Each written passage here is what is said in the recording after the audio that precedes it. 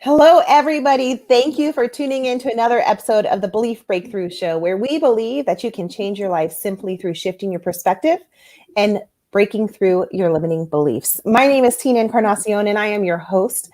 I am the author of Stuck in the Fire, A Story of Resilience. I am also a trauma and abuse coach and a Reiki energy healer and master. Today, we have the amazing opportunity of speaking with Lakshmi. She is absolutely amazing. She is a soul fulfillment mentor. And I could tell you what that is, but I have a feeling I will butcher it. So I'm going to hand the stage over to her. I just want to let you guys know that we are live. We both have houses full of people, and my dog has not shut up since I came into my room to start talking to all of you amazing people. So if you hear noises in the background, you guys, this is real life. This is us. If you have any questions, if you have comments, if you want to tell her, way to go, keep it up, feel free to drop it in and we will put it up on the screen and let everybody see if you want them to. Otherwise, we can keep it quiet and I can just ask the questions for you. Anyways, with that being said, go ahead and tell us about your life and how you became the amazing individual that you are today. Thank you. First, I just want to say thank you for having me. It's always wonderful to collaborate with other women. And you and I have kind of talked about how we feel like we both need to just learn more about each other because there's very similar paths. So thank you for having me. And like Tina said, if you do have questions or comments, feel free to ask away and share. I'm very real, very transparent, very vulnerable. And so I don't judge. This is a judgment-free zone. I can tell you that for sure with both of us. So feel free. So yeah, it's funny. My name is actually now Lakshmi Dev, and I grew up as Kim. And so I think that part of my story needs to be shared around that. So I actually grew up in Ohio in a really small town, and now I'm in Arizona, which I love, except it's really freaking hot out right now. So it's like a little overwhelmingly hot.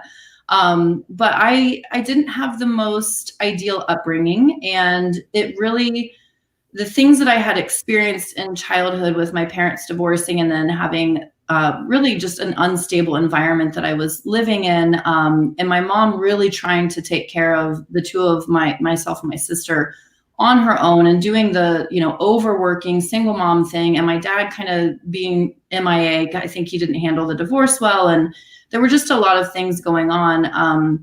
And so we were moving like every year and just living in not the best places that were just kind of gross and having to really, depend on the government. We were on food stamps and it was just not ideal. And during this process, when my parents split, my sister and I had to stay with, family friends a lot. And that ended up leading to some sexual abuse that ended up leading to another, person. And so it became this thing that happened for years. So it was pretty much from the time I was 5 to 9 years old.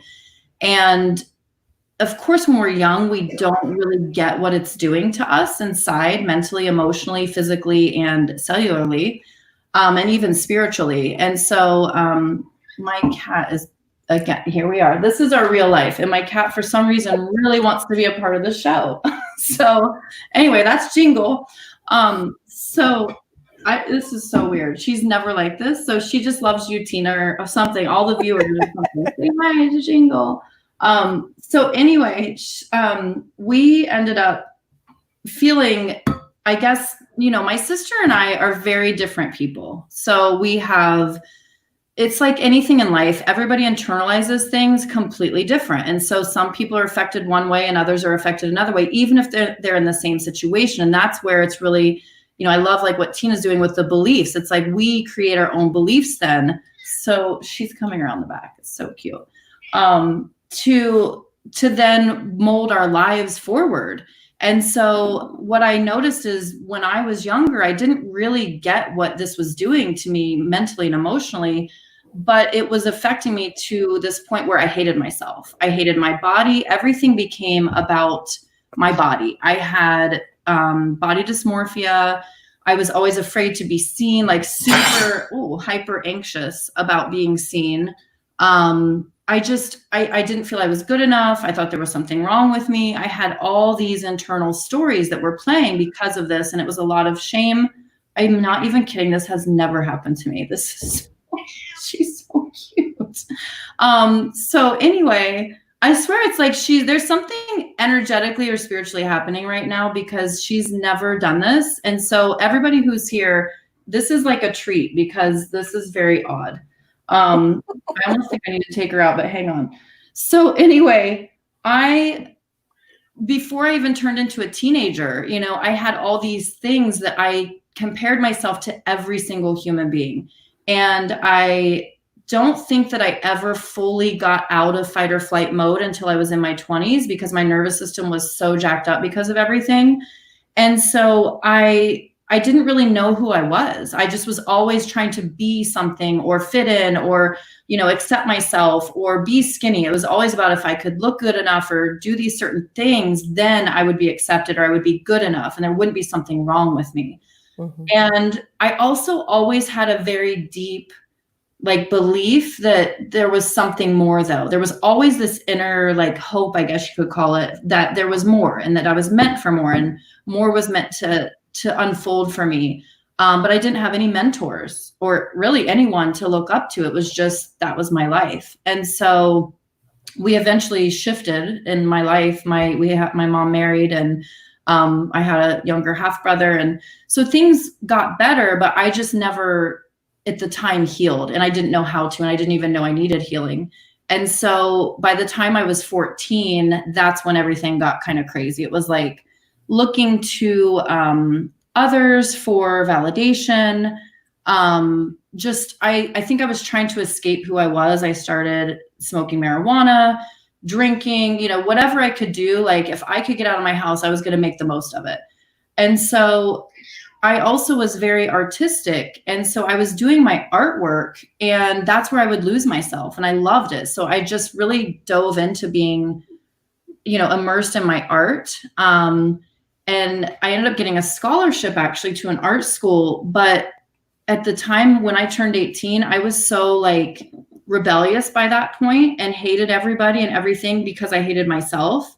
Mm-hmm. That I just went crazy. Like I just became an addict. I was just living a really reckless life. And the truth underneath all of that is that I just didn't feel worthy. You know, I didn't fully and unconditionally accept myself in any way, shape, or form. I really wanted to die. I think that's what it was. And I did, when I was 12, was the first time I actually attempted suicide. And it's one of these things where I think when we look back and we see how much internalization we took in of shame and unworthiness and unacceptance that wasn't true, it's really mind-blowing. And so when I got into my early 20s, I started yoga, and I actually was just doing a workout on like Crunch Fitness or something, and they had yoga this day. And I did it. And when we laid down at the end, like something happened. It was just like, there is something to this. And so I started looking into it deeper. And I'd already been through, you know, my major addiction to crystal meth. And I'd already been in jail for, I can't even remember what, I think it was like underage drinking. I'd already done all of the things you could do that did not work. And there was just something, again, that was calling me deeper. And so it started with yoga, and I pretty much got out of, I guess, what I would consider like the intense partying days.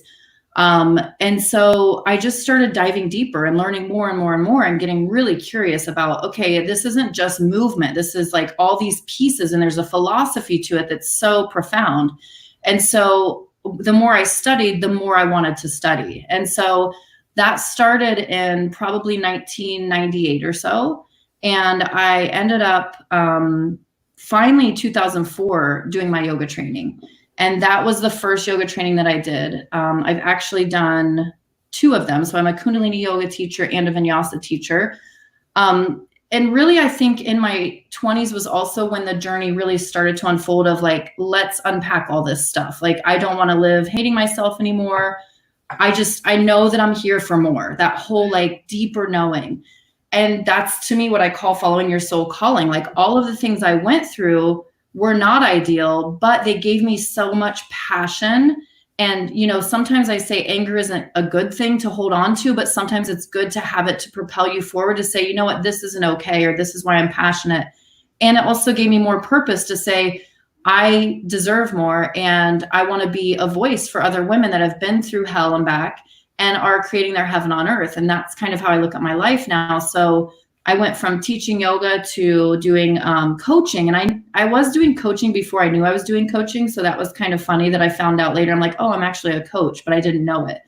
And so probably about 7 years ago or so, I got certified and was doing more life coaching and self-acceptance coaching, and then realized that the women that I love working with, and I love working with all women that are ready to shift and heal and thrive, but I really love working with the women that are like, I want to follow my soul's calling, but there's always this but, like, but I don't feel enough, or I don't know how, or I have all these fears, or they're already working in the field that they're in, but there's still the but. There's like hesitant to go further or to truly step fully in. And so the past few years, that's what I've been doing, and hosting international retreats. And those are like my all-time favorite way of working, because when you bring women together who, you know, I believe we all have a story, we all have a purpose, we're all here on purpose. And when you bring women together in a place that is magical in itself, and it creates this sacred container. And, you know, I think when you first hear that word, you're like, what? But it's the truth. It's like there's just this circle that comes together and forms, and the bonds become almost instant, and the connections and the healing that happens, and being able to be seen and heard and share and have fun and celebrate yourself, but do practices that shift your mind and shift your energy and shift your awareness. It's really powerful. And so I've kind of now combined my life where I do my coaching for my soul calling clients. I do my retreats. I do teach yoga. And what I've noticed probably the past 10 years over everything is that, I don't know what's happening here again. If you guys are hearing the cat, she's a little crazy. So what I've noticed is that when you work on your mindset, it's probably the most powerful piece of everything. But if you only work on your mindset by itself, it doesn't all work. So there's truly this piece of embodiment. And one thing that I wasn't doing when I was living in the past was embodying this version of myself that I really wanted and knew I could become. I was embodying that scared girl, or that like reckless, you know, hateful person. And so when I started shifting my mindset and noticing like, okay, this is my subconscious or my ego thoughts. And a lot of my work is really based on that, the deciphering between what is ego and what is soul guiding you. And when you start to work through the mindset with the embodiment piece and the spiritual aspect, because truly we're spirits in this human form. And so when we disconnect from who and what is here to support us, which is always within us, we are disconnected. And so we get out of alignment.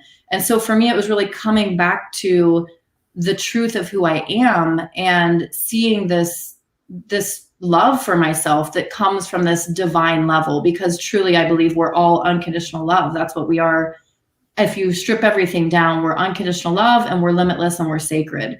And when we start focusing the energy of our mindset and our embodiment and our world around us and boundaries and all of the things that need to come into place while we heal the old stories and heal the fears and heal our nervous system and whatever needs healed, a lot of times it's our lineage, because we have so much passed down as women, of being quiet and staying, you know, being kind and being nice and being pretty and, you know, being in the box, that we don't know how to get out of it. And so when we heal that and we shift that and we live in a way that literally feels inspiring and on purpose, we find that peace within ourselves. And for me, it's been a hell of a journey, and it never stops, because I say we're always on this limitless ascension.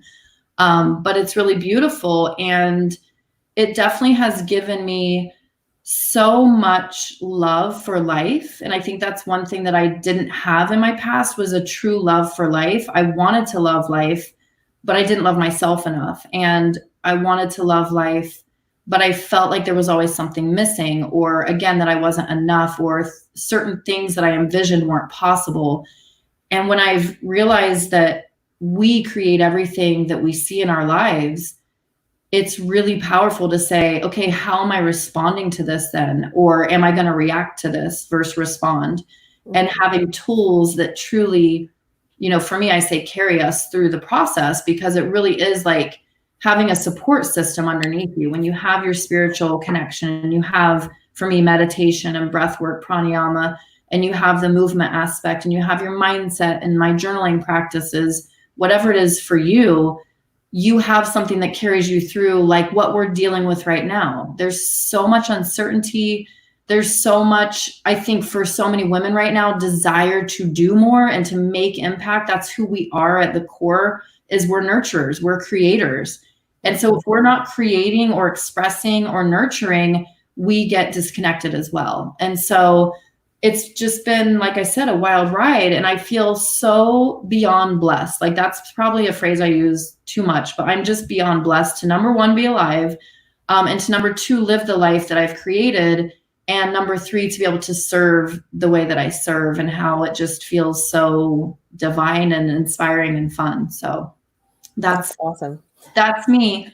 So there's a couple things I want to dive into that you spoke about. And I think I want to kind of pick them apart as they pop into my head. So the first thing you said that really like triggered something was, when we go through trauma in life, we don't realize that we absorb it on a cellular level. And I think that that's so profound, and it's something that we need to dig into, because it's something a lot of people do not understand. So I learned this several years ago.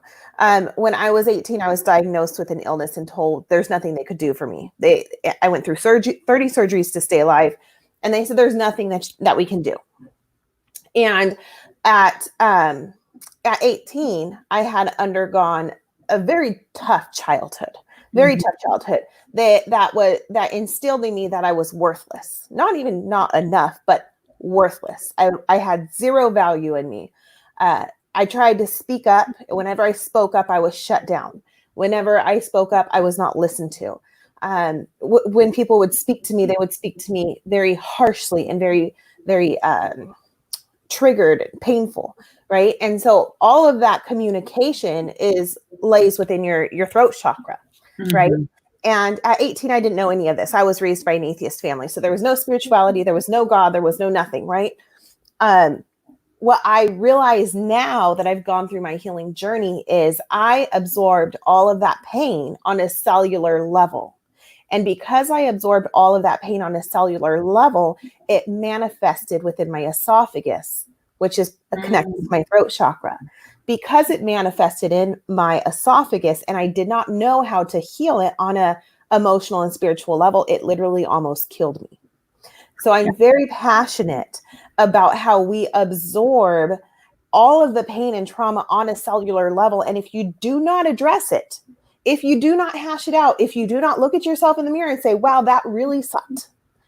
But you got to deal with it. You got to relive that pain so that you can heal it. Now that you have life experience, now that you have maturity, now that you have understanding, it can literally manifest in cells and become cancer. Or for me, it was achalasia, or it could become a heart attack, or it could become colitis, or it could become lupus. I mean, it can manifest in many different angles. So how do you go, like when you deal with a client that is obviously physically manifesting their trauma, physical ailments, how do you first work on peeling back those layers and begin that healing journey? Well, I love that you brought that up, because the throat chakra was one of my main issues. So it was my root and my throat. And then I also had issues with my solar plexus. So I've been studying the chakras forever, it feels like, but it's been 20-ish years. And that's a lot of the work I do. So I don't necessarily say I'm a chakra expert, because it just doesn't resonate with me. But at the same time, everything is energy. And so when people understand that everything is energy, a thought carries energy, an emotion carries energy, the physical body is energy. Every cell is energy, the hormones. This is a big piece that I think so many of us don't really get until we start really looking at everything that happens. Is we are humans having a hormonal experience. Everything, serotonin, oxytocin, the pineal, the pituitary gland secreting, like that's all hormones. And so when someone, even the thyroid, right, that's in the throat chakra. So when people have thyroid issues, a lot of times they have a throat chakra issue. Throat chakra, for me, it was not speaking up. I was holding those secrets and the lies my whole life, pretty much. And there were other things happening too, where same thing. If I tried, it just, what's the point, right? So then we get to the what's the point, and we hold it and we swallow it, right? It's like you just swallow your thoughts, you swallow your feelings, you just swallow them down. And what happens is when you keep swallowing, you're digesting that. And so when we look at any of the chakras, what's also interesting is the one that's, let's say, having the main issue, the one underneath it is the one that you have to look at first, because that's the foundation of the next one. So your heart is probably hurt by, right, those things coming at you and feeling unworthy. And then the throat then shuts down. So when I'm working with my clients, it's really listening to them. And I just intuitively know as well, okay, this is coming up. This is definitely connected to their solar plexus, because the solar plexus is a lot of that not being able, it's like in the lower rib cage for those who might not know. And it's your light and your power and your will and your confidence and your self-esteem. So that's the last one. There are three that are with the self. And so that's the last one of the self that makes yourself. And so when someone doesn't feel like they can show up, right, to literally show up and be seen or shine is the word I say, or they don't have the will, they can't will themselves to take action. It's a lot of times the solar plexus. So whenever there's like a certain thing coming up, I typically have a 12, kind of like a 12 phase system I use. And so they're based on like 4 areas of the chakras. So the lower, the middle, the upper, and then the auric field around us. And so it's just really eye-opening to hear from women what they've dealt with, whether it's physical, emotional, or mental, and to see the connection with that energetic space that needs to be open and moving. It's a wheel, it needs to spin and flow. And so I'm so happy you asked that, because I think that we forget that when things are, anything is even put out, like me, I'm speaking, so you're hearing me, but there's an energy behind the voice and it's put out into the universe. It's actually an energy. And then as humans, because we're made up of all of these cells, the things that are out, they come in. So I always look at it as like the apple shape. So it's the out and the in, the out and the in. And that's why mantra. So one of the things I work with my clients is with mantra, because mantra, when you speak it out, like you're speaking Sat Nam, Sat Nam, Sat Nam. You're hearing yourself, you're putting it out, and it's coming back in to heal you. And so mantra, the sound current, that's another energy, and it's a healing energy. And each mantra means something different. Like Sat Nam is my true identity, like the truth of who I am at a divine level. When somebody's using that, they start getting out of that I'm unworthy, the old ego way, the subconscious. It's shifting the subconscious thought and the ego into the true divinity. And that shifts then on a cellular level, because the hormones start shifting and secreting and doing all their things, and that affects our cells. And that's why we say you really need to watch what you think, watch what you say, watch what you believe, because those thoughts have an energy, and then they cause a reaction within your system that either typically does you harm or does you good. And so when we keep focusing on, even, if we look at the world right now and watching the news and, feeling the anger that's happening between this is right and this is wrong, and, feeling that heaviness of this virus and everything that's so weird right now, it's affecting us cellularly, because we're seeing and we're hearing and we're thinking. So we're intaking, right? We're digesting that, whether we think it or not. We're some way digesting it. And so cellularly, it affects us. And so it's really about us saying, you know what, this is my sacred space, my temple, if you want to call it that.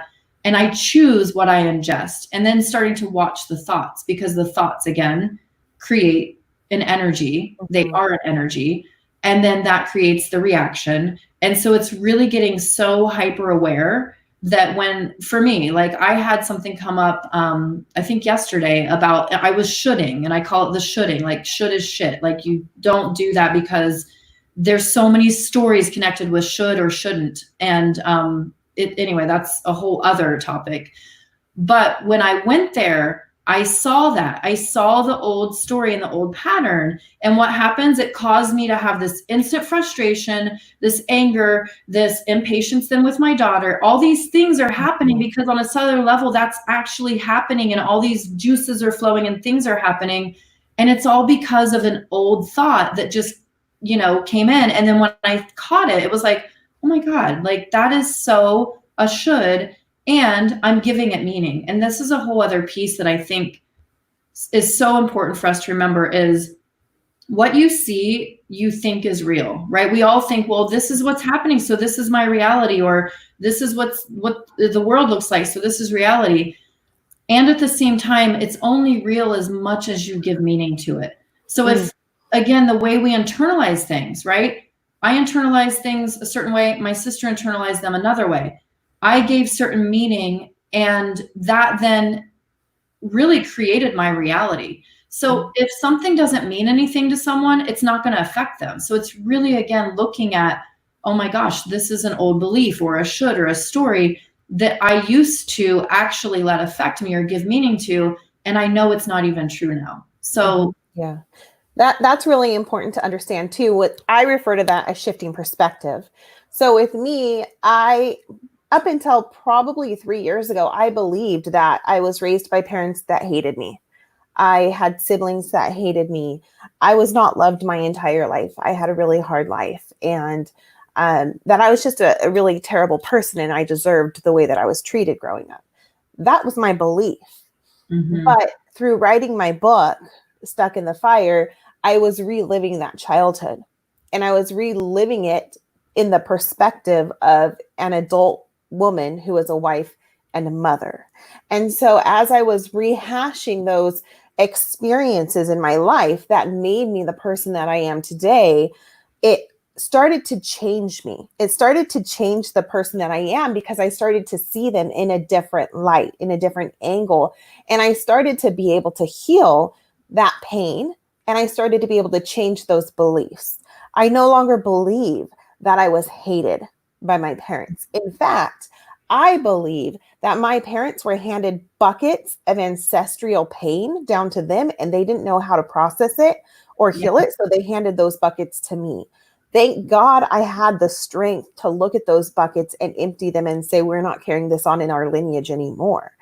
But I no longer feel that bitterness or hatred. In fact, I feel love and empathy and at times sadness that they're still holding on to that pain that doesn't even belong to them, right? Yeah. And so understanding the shift in perspective, if you are living a life and you're like, I was dealt the wrong cards. I don't understand why I was given this life. I don't understand why I have to put up with these experiences. I don't understand why I keep attracting horrible men. I don't understand why my friends keep betraying me.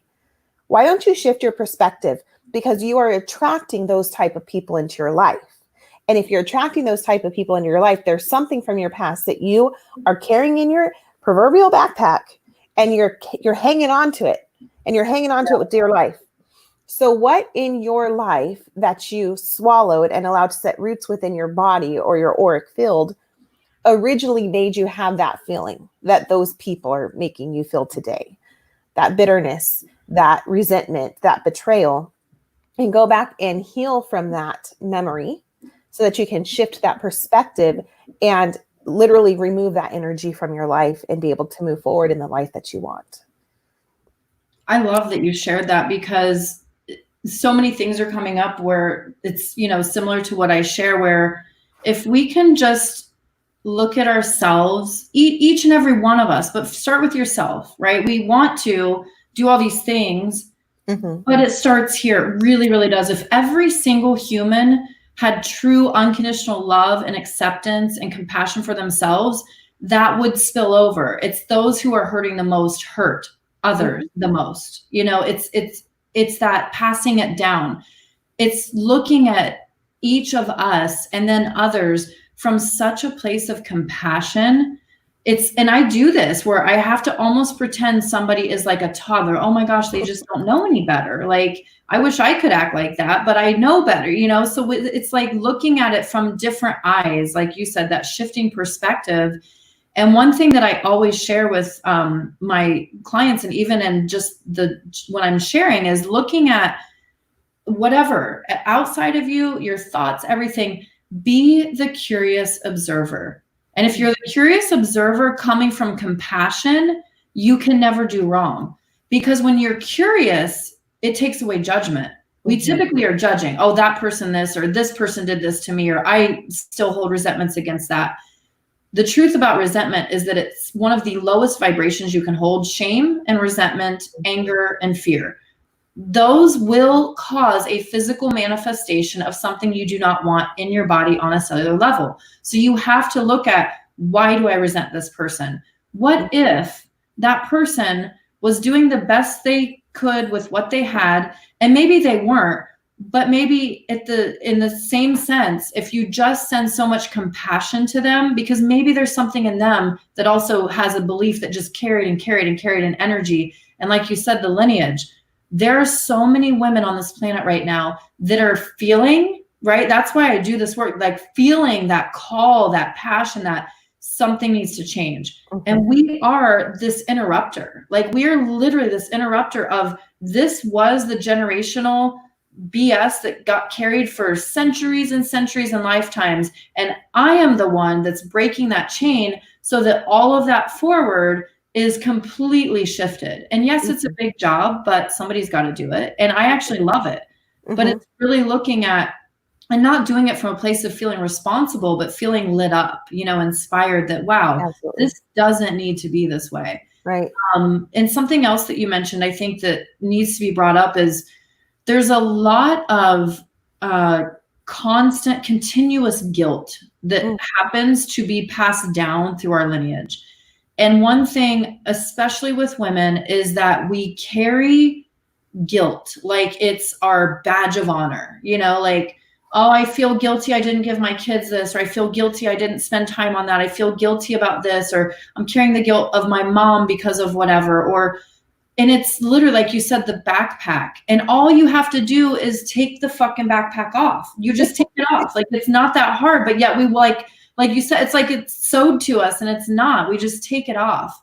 Well, and we can let the guilt subside. Really, for me, the healing piece of guilt is compassion, because guilt doesn't serve either way. It doesn't serve you, and it doesn't serve the other. So if you're feeling guilty about something, or you're feeling guilty of taking something from someone, or, that someone's dealing with this, that actually doesn't serve them. That keeps them in a lower vibration. Versus if you send compassion to them, like, I know their situation isn't the best, or they didn't do the best, or whatever it is.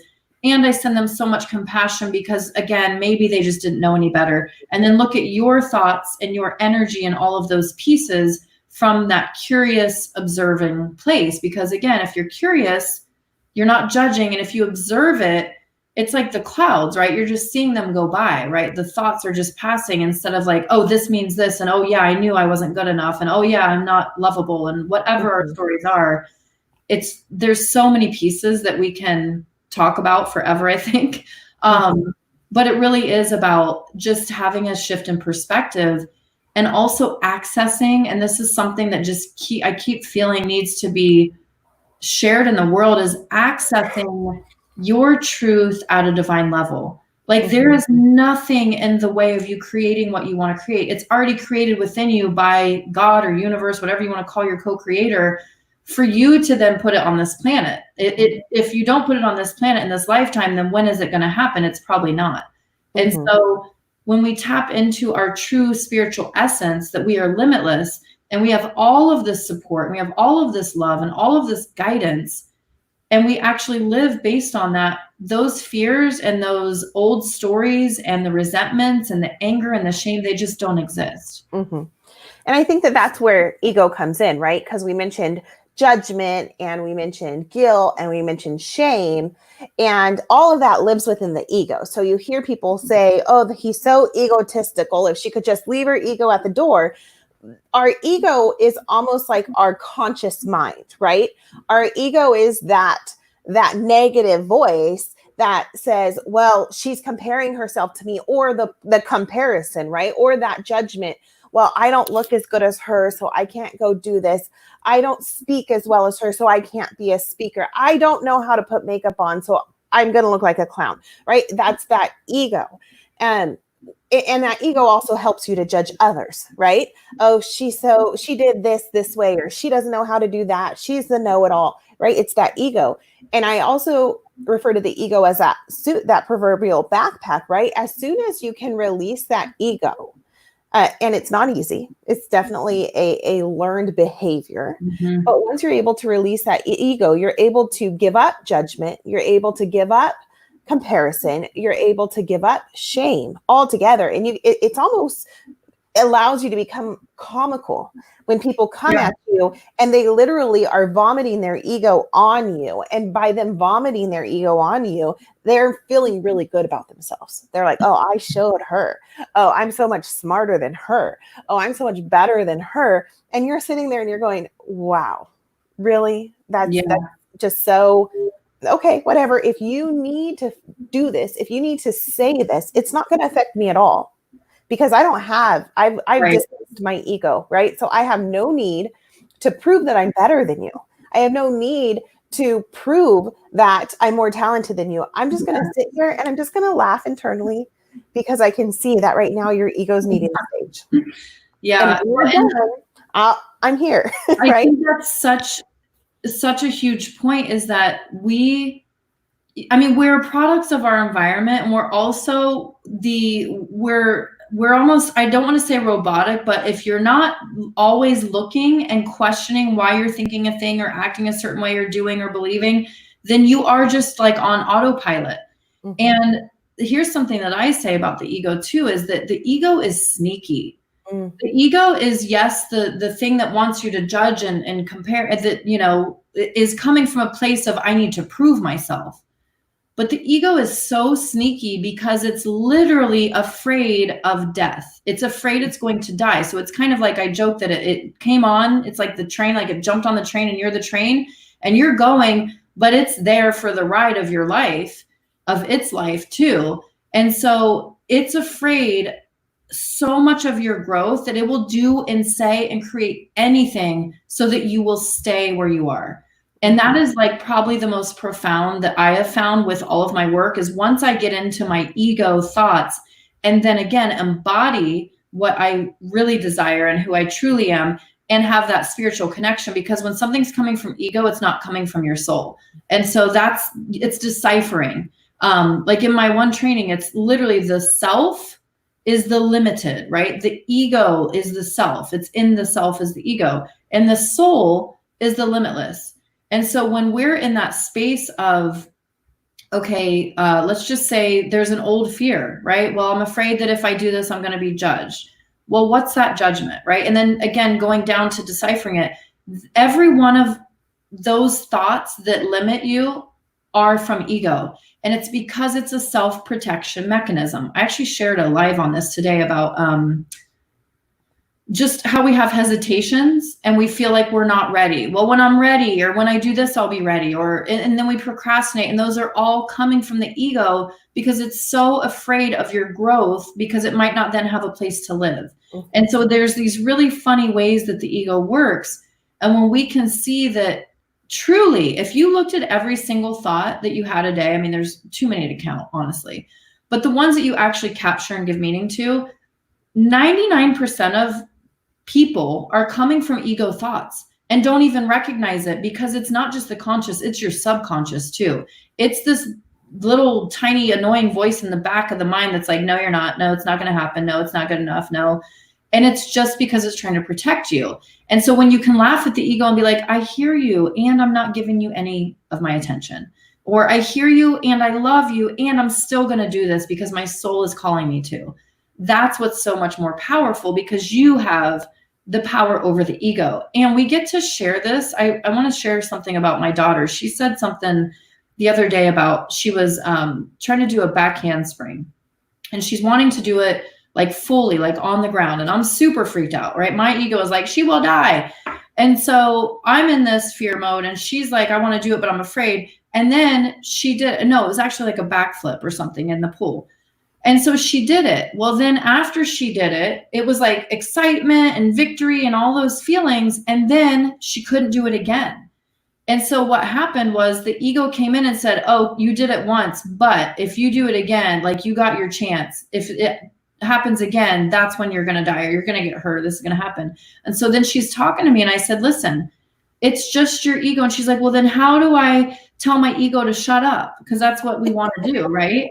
And I said, you just have to understand that you're more powerful than it. It's still there. It's going to live with you your whole entire life. Like we're going to have this ego for the ride forever, as long as we're living here. And we are more powerful. So I was telling her, like, your soul knows. If your soul is guiding you to do it again, listen to your soul and do it. And then of course she did it. And it's like, oh my gosh, this is possible. But we have to look at the ego like that. It's sneaky. It's super sneaky. It's based on protection, and it really thinks that it's doing its job. And it's also based on separation. So it's trying to separate you from divinity, from your truth, your spirit, your soul, your essence, whatever you want to call that. And by doing that, it creates stories. And so then you create stories. So it's kind of funny how the ego works. And it's also not funny when it's leading us because it's like, that's when we're in hesitation mode, fear mode, doubt mode, judgment mode, even deep emotional pain.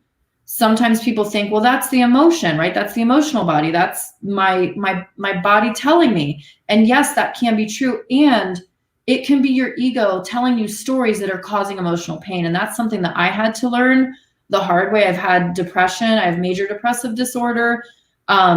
It's when I go into one of those dark moments, dark phases, it's as if every story that I've told myself in that moment or that I'm telling myself is so real, and they're very dark and they're very heavy and they're very negative and they want you to not live, right? They're trying to like separate you from your truth. The stories are, and you have to see that when that happens, that's not your truth, right? The truth is that happiness is your birthright. Joy is here for you in every moment of every day.